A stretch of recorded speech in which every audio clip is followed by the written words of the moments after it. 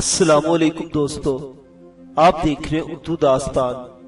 آئیے سنتے ہیں اردو ناول اباقہ قسط نمبر 41۔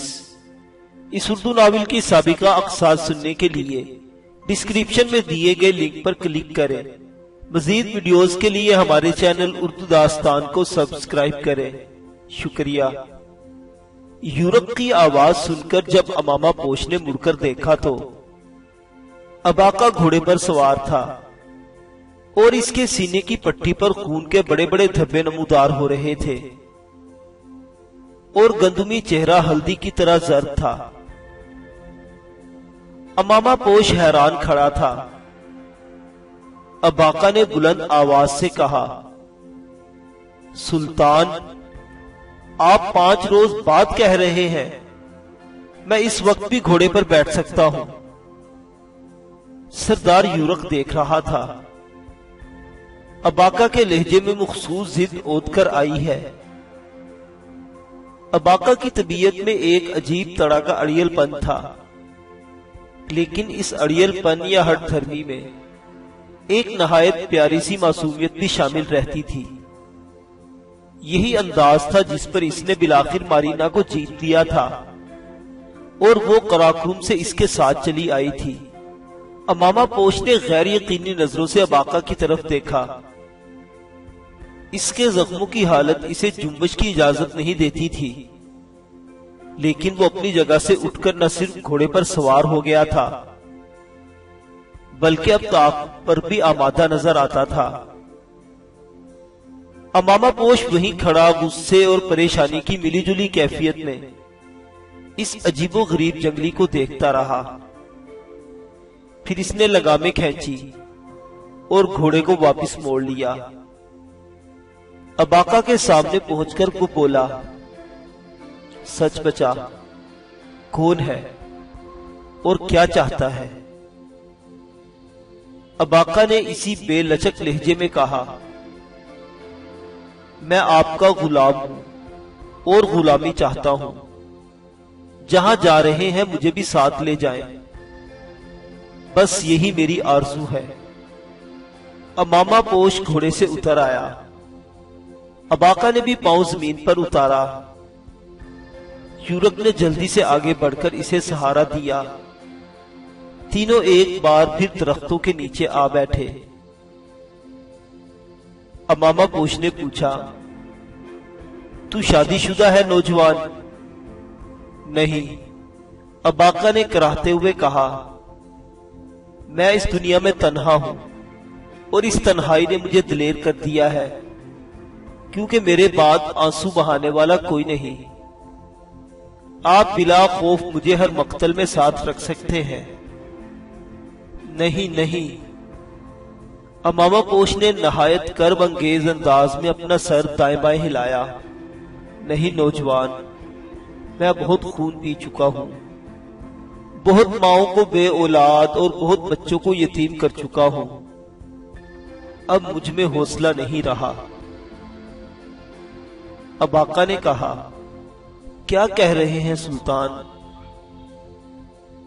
امامہ پوش تھاڑا، مت کہو مجھے سلطان، میں سلطان نہیں ہوں، ایک لٹیرا ہوں، ایک قاتل ہوں۔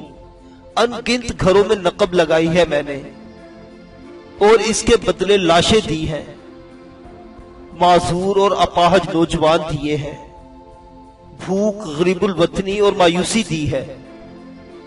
اباقہ نم نام آنکھوں سے اس بارعب اور رنجور چہرے کو دیکھتا رہا۔ پھر ملتجیانہ لہجے میں بولا، ایک بار، صرف ایک بار تسلیم کر لے سلطان کہ آپ ہی جلال الدین ہیں، پھر میں آپ کو تمام باتوں کا جواب دوں گا۔ امامہ پوش نے ایک گہری سانس لی،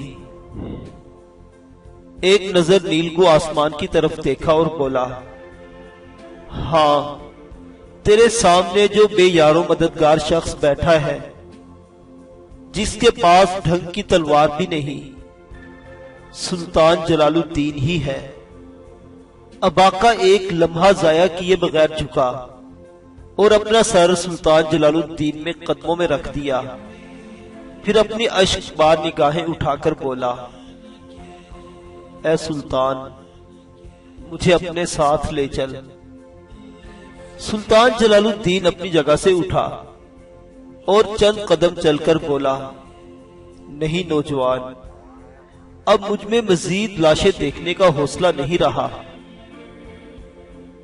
برسوں میں خوارزم کے طول و عرض سے چھوٹی چھوٹی فوجیں جمع کر کے جنگ کی بھٹی میں جھونکتا رہا ہوں۔ اسلام کی سربلندی کے دعویٰ پر میں نے بہت سے سر لیے ہیں، بہت قربانیاں حاصل کی ہیں، نہیں اب نہیں، اب ایک لاش بھی نہیں، ایک شخص کی انگلی بھی نہیں، میرا ظرف جواب دے چکا ہے۔ اباقا نے کہا، سلطان میں آپ کی ساری زندگی سے واقف ہوں، آپ نے قربانیوں کی نہیں اپنا ملک بھی قربان کیا ہے، اپنی زندگی کو کانٹوں میں گھسیٹا، اپنے نو عمر بھائی رکن الدین کی جان کا نذرانہ پیش کیا، اپنی سب سے قیمتی متاع، اپنی محبوب بیوی نیرہ اور اکلوتے بیٹے قطب الدین کو بھی قربان کر دیا۔ آپ کی نصف عمر گھوڑے کی پیٹھ پر تلواروں کے سائے میں گزری ہے، آپ سے بڑا سرفروش اور کون ہوگا سلطان؟ میں بہت کچھ نہیں جانتا، لیکن یہ مجھے بھی معلوم ہے کہ اسلام اور مسلمانوں پر آپ کے احسان انگنت ہیں۔ سلطان نے ایک پتھر پر بیٹھتے ہوئے کہا، سوال یہ ہے، میرے احسانوں سے امت مسلمہ کو کیا فائدہ پہنچا؟ کیا بستیاں جلنے سے بچ گئی؟ کیا تاتاری سروں کے مینار تعمیر نہ کر سکے؟ کیا عورتیں منگولوں کی ہم بستر باندیاں نہ بنی؟ یہ سب کچھ ہوا اور اب یہ سیلاب آگے بڑھ رہا ہے۔ آج ایران تاراج ہو رہا ہے، کل بغداد کی باری آنے والی ہے، یہ تاریکی وہاں بھی دہرائی جائے گی، ہاں وہاں بھی دہرائی جائے گی۔ یورک نے پہلی بار بولتے ہوئے کہا، سلطان جلال الدین، مسلمانوں کے ساتھ جو کچھ ہوا اور جو کچھ ہونے والا ہے، اس کی ذرہ بھر ذمہ داری آپ پر نہیں، اور یہ بات آپ کا کوئی مدعا نہیں کہہ رہا، میں کہہ رہا ہوں۔ سردار یورک، آپ کا ایک منگول دشمن، میں دعوے سے کہتا ہوں کہ اگر آپ درمیان سے ہٹ گئے ہوتے تو بغداد اب تک خاک و خون میں لوٹ چکا ہوتا۔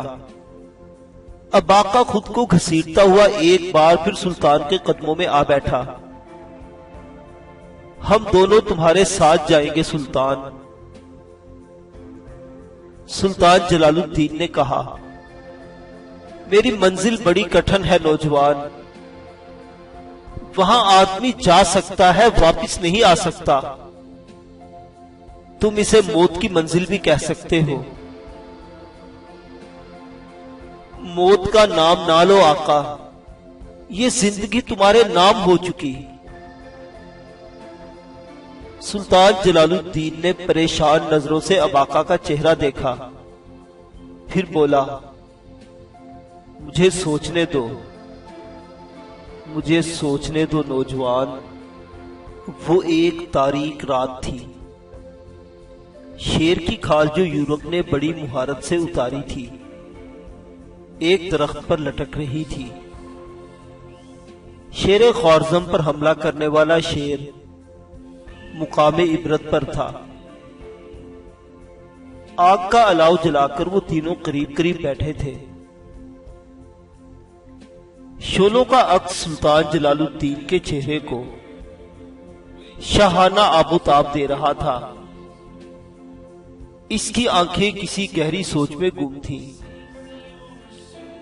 پھر اس کے ہونٹوں کی حرکت نے اس سکوت کو توڑا۔ وہ بولا، یہ میری آخری جنگ ہے، جو میں نے تنہا لڑنے کا فیصلہ کیا ہے۔ یہ جنگ زرہ پوش منگولوں کے خلاف نہیں، بد باطن منافقوں کے خلاف ہے، اور یہ مارکہ میدان کارزار میں نہیں، ایک دور دراز جزیرے پر ہوگا۔ یہ جزیرہ اس وقت مسلم دشمنی کا سب سے بڑا گڑھ بن چکا ہے، اور اگر اس گھوڑے کو تلف نہ کیا گیا تو آئندہ برسوں میں اس کا زہر امت مسلمہ کے رگ و پے میں اس طرح سرایت کر جائے گا کہ مسلمانوں کے جانور ہونے کے تمام امکانات ختم ہو جائیں گے۔ اباقہ اور یورک ہمتن گوش تھے۔ سلطان نے کہا، اس جزیرے پر ایک خوخار اور بدبودار جانور چھپا بیٹھا ہے۔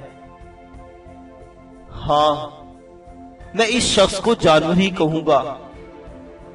وہ ملعون آج سے 15 برس پہلے میرے خوف سے روپوش ہو گیا تھا۔ اس کا نام فیروز ہے، اور وہ اس بدبخت غیاث الدین کا بھانجا ہے۔ ٹھہرو، میرا خیال ہے تم غیاث الدین کے متعلق نہیں جانتے۔ غیاث الدین میرا سوتیلا بھائی تھا، لیکن میں نے اسے کبھی سوتیلا نہیں جانا۔ میں اسے اپنا موتمد سمجھتا تھا، لیکن اس نے سانپ بن کر مجھے ڈسا۔ میرے جانثار سپہ سالار ملک نصرت کو قتل کر دیا۔ اس کے قتل نے میری پرجوش فوج کی کمر توڑ کر رکھ دی، لیکن افسوس میں نے غیاث الدین کو اس کے کیے کی سزا نہیں دی۔ عین اس وقت جب میں اسے قتل کرانے والا تھا، اس کی ماں نے روتے ہوئے میرے پاؤں پکڑ لیے۔ میں نے ایک سانپ کو بخش دیا۔ اس سانپ نے موقع ملتے ہی دوسرا وار کیا، اور یہ وار پہلے وار سے کہیں زیادہ سنگین اور جان لیوا تھا۔ عین میدان جنگ میں میں جب منگول فوج کے ساتھ ایک فیصلہ کن مارکا ہونے والا تھا، اور چند کامیابیوں کے بعد ہمارے حوصلے بہت بلند تھے، غدار غیاث الدین نے میدان میں موجود 90% سپاہیوں کو لے کر علیحدہ ہو گیا۔ وہ کرمان پہنچا اور وہاں اپنے بھانجے کے ساتھ مل کر میرے خلاف گٹھ جوڑ کرنے لگا، لیکن قدرت نے اسے اس کے کیے کی سزا دی۔ اس کے میزبان یعنی حاکم کرمان نے ہی اسے اور اس کی والدہ کو قتل کر ڈالا۔ تم میری طویل باتوں سے اکتا تو نہیں رہے؟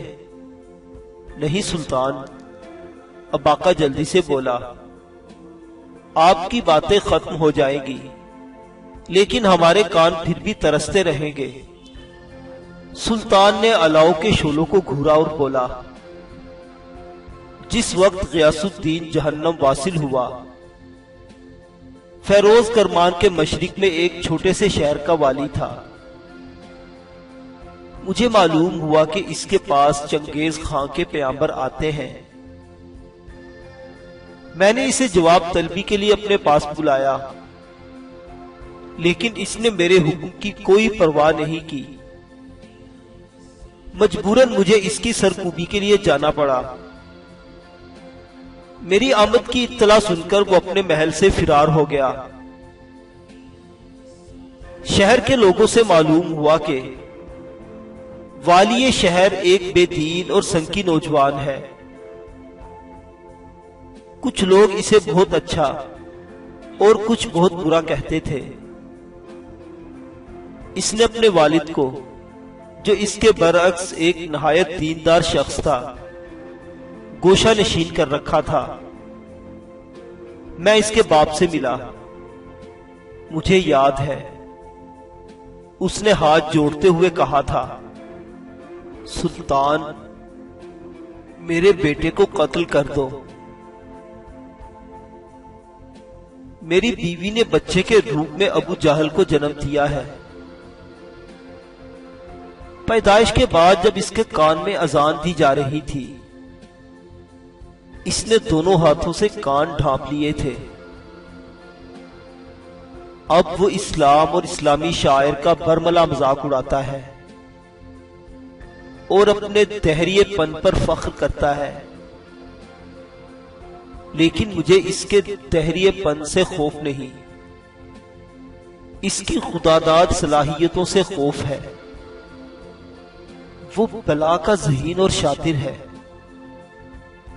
بے دین عناصر اس کے گرد ایسے ہی اکٹھے ہوتے ہیں جیسے مقناطیس کے گرد لوہا۔ اس میں کوئی ایسی کشش ہے کہ ملنے والوں کو اپنا گرویدہ کر لیتا ہے۔ اگر وہ زندہ رہا تو عین ممکن ہے پیغمبری کا دعویٰ کر دے یا روحانی پیشوا بن بیٹھے۔ میں نے بوڑھے باپ کی خواہش پوری کرنے کی بہت کوشش کی، کئی برس اس موزی کو تلاش کیا، لیکن وہ نہیں ملا۔ پھر میں نے سوچا شاید وہ بھی کئی دوسرے وطن فروشوں کی طرح تاتاریوں سے جا ملا ہے۔ گردش روز و شب میں اس بات کو فراموش کر گیا۔ وقت اپنی رفتار سے چلتا رہا۔ میدان جنگ کے ہنگاموں میں 15 برس گزر گئے۔ کچھ روز کی بات ہے، میں بغداد میں تھا، دجلہ کے کنارے بیٹھا تھا کہ میں نے ایک عجیب منظر دیکھا۔ ایک نہایت حسین و جمیل عورت زرق برق لباس پہنے پالکی سے اتری اور گھنے درختوں کی طرف چل دی۔ رات کا وقت تھا۔ اس تنہا عورت کا یوں گم ہو جانا مجھے کچھ عجیب سا لگا۔ میں پالکی والوں سے نظر بچا کر درختوں میں گیا۔ میں نے دیکھا ایک کھلی جگہ پر حسین عورت ایک مرد کے ساتھ بیٹھی ہے۔ مرد ایک روشن چہرے والا ادھیڑ عمر بزرگ تھا، کسی مسجد کا امام یا دینی مدرسے کا استاد دکھائی دیتا تھا، لیکن اس کی حالت بڑی عبرت انگیز ہو رہی تھی۔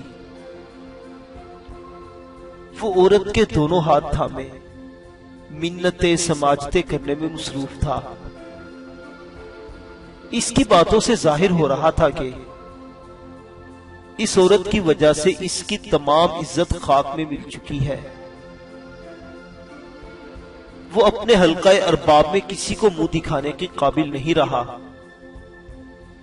اب وہ عورت سے درخواست کر رہا تھا کہ وہ اس سے نکاح کر لے اور کسی دوسرے شہر نکل چلے۔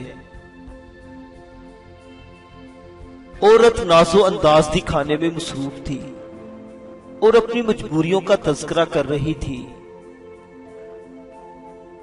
میں نے فوراً اندازہ لگا لیا کہ اس عورت نے جان بوجھ کر اس پیر کوہنا سال کو فریب دیا ہے۔ مجھ سے عورت کی یہ فریب کاری اور مرد کی ذلت برداشت نہ ہوئی۔ میں درختوں میں داخل ہوا اور اس عورت کو بالوں سے جکڑ لیا۔ اس وقت مجھے امید نہیں تھی کہ کوئی بہت بڑا انکشاف ہونے والا ہے، لیکن یہ انکشاف ہوا۔ عورت سے پتا چلا کہ وہ ایک رنڈی ہے اور اسے ایک مرد نے اس نیک شخص کو ورغلانے پر مجبور کیا تھا۔ نہ جانے کیوں میرا دل کیا اس شیطان صف سے ملوں۔ میں عورت کو لے کر اس شخص تک پہنچا۔ وہ شہر کے ایک متبول محلے میں رہتا تھا۔ وہ ایک فوجی درس گاہ کا بھگوڑا طالب علم تھا اور کسی سابقہ فوجی کا بیٹا تھا۔ میں نے تلوار کی نوک اس کی گردن پر رکھی تو وہ بے حد خوفزدہ ہو گیا۔ اس نے مجھے کچھ ایسی باتیں بتا دی جن کی توقع مجھے قطعاً نہیں تھی۔ اس نے بتایا کہ کچھ عرصہ پہلے وہ روزگار کی تلاش میں مشرقی ایران گیا تھا۔ وہاں اس کی ملاقات لٹیروں کے ایک گروہ سے ہو گئی۔ وہ اسے ہرات کے راستے غزنی لے گئے۔ غزنی کے نواحی جنگلوں میں ایک خطرناک عورت نے اپنی خود مختار ریاست قائم کر رکھی ہے۔ وہاں ارد گرد کے ممالک سے بھاگے ہوئے بڑے بڑے قاتل اور لٹیرے جمع ہیں۔ مختلف حکومتوں کے باغی بھی اس گروہ میں شامل ہیں۔ یہ گروہ اس عورت کو اپنی ملکہ تسلیم کرتا ہے۔ افغان حکومت بھی ان گھنے جنگلوں میں گھس کر اس عورت کی سرکوبی کی ہمت نہیں رکھتی۔ سابق فوجی کے بیٹے نے بتایا، مجھے اس عورت کے سامنے پیش کیا گیا اور کچھ امتحانوں سے گزرنے کے بعد ان کے گروہ میں شامل ہو گیا۔ وہاں مجھے معلوم ہوا کہ یہ عورت دراصل ایک ایسے روحانی پیشوا کی پیروکار ہے جو خلیج فارس کے کسی جزیرے میں رہتا ہے اور پراسرار قوتوں کا مالک ہے۔ میں کافی عرصہ ان کے گروہ میں رہا۔ آخر ایک روز عورت نے ایک مہم میرے سپرد کر کے مجھے واپس بغداد بھیج دیا۔ مجھے 4 افراد کے نام دیے گئے۔ یہ چاروں بغداد کے اہم علماء تھے۔ ان میں سے 3 ایسے تھے جن کی میں نے کردار کشی کرنی تھی یا قتل کر دینا تھا، اور چوتھا ایسا تھا جس کے ساتھ مجھے ہر تعاون کی ہدایت کی گئی تھی۔ نوجوان کی باتوں سے مجھے معلوم ہوا کہ وہ ان علماء میں سے ایک کو قتل کر چکا ہے اور دوسرے کو ورغلانے میں کامیاب ہو گیا تھا۔ بہت جلد معلوم ہو گیا کہ یہ کوئی بہت بڑی گہری سازش ہے۔ وہ تینوں حضرات جنہیں قتل کرنے کی ہدایت کی گئی تھی، فرقہ وارانہ یکجہتی اور اسلامی اتحاد کے پیامبر تھے، اور اپنے اپنے حلقوں میں انہیں بڑی توجہ اور احترام سے سنا جاتا تھا۔ چوتھا شخص جس کے ساتھ نوجوان کو پس پردہ تعاون کی ہدایت کی گئی تھی، کٹر فرقہ پرست تھا اور اپنی شعلہ بیانی کی وجہ سے مشہور تھا۔ مجھے اندازہ ہوا کہ کسی دور دراز مقام پر کوئی ایسا شخص مصروف عمل ہے جو مسلمانوں کے اتحاد اور سلامتی کا ازلی دشمن ہے۔ روحانی پیشوا کا لفظ میرے کانوں میں ایک بھولی بسری باز گشت جگا رہا تھا۔ میں نے اس بے رحم قاتل کو جہنم واصل کرنے سے پہلے اس روحانی پیشوا کا نام پوچھا۔ اس نے کہا، کوئی بھی اس کا نام نہیں جانتا۔ اتنا کہا جاتا ہے کہ درویشی سے پہلے وہ مغربی ایران کے کسی شہر کا والی تھا۔ مجھے یقین ہو چکا تھا کہ فارس کے کسی جزیرے میں بیٹھا ہوا ملعون وہی نوجوان ہے جو آج سے 15 سال پہلے میری تلوار سے بچ نکلا تھا۔